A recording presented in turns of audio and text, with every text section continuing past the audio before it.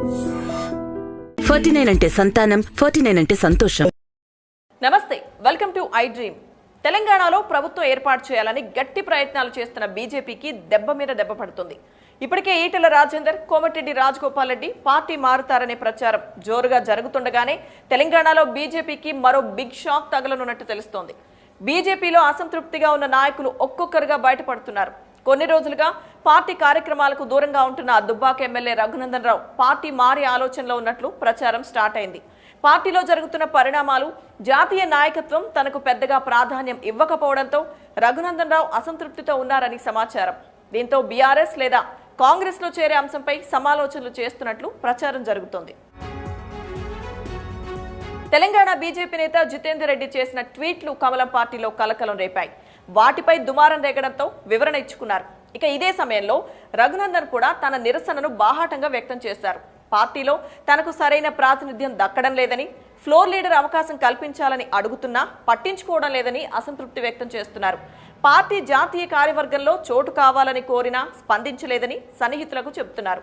దుబ్బాకలో తాను ఎమ్మెల్యేగా గెలిచిన తరువాతే తెలంగాణలో బీజేపీకి హైప్ వచ్చిందని, తెలంగాణలో పార్టీకి జోష్ రావడానికి తానే కారణమని రఘునందన్ చెబుతున్నారు. తనను పార్టీ అధికార ప్రతినిధిగా నియమించాలని కోరినా పట్టించుకోలేదని చెబుతున్నారు.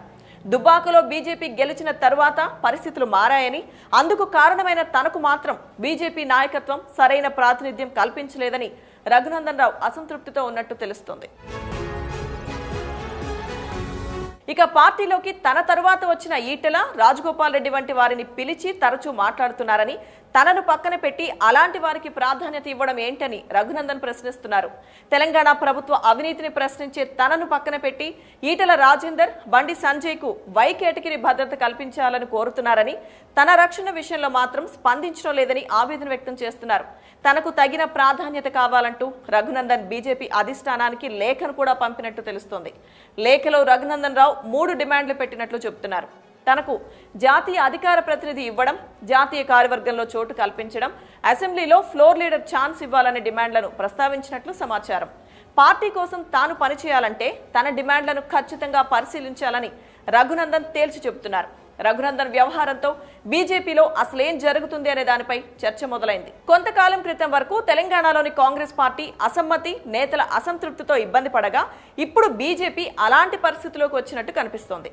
తెలంగాణ బీజేపీలో అధ్యక్షుడు బండి సంజయ్ కు అనుకూలంగా కొందరు, వ్యతిరేకంగా మరికొందరు పావులు కదుపుతున్నారని, మొత్తం వ్యవహారాన్ని చక్కబెట్టేందుకు ఆ పార్టీ నాయకత్వం తీవ్రంగా ప్రయత్నాలు చేస్తోందని వార్తలు వస్తున్నాయి.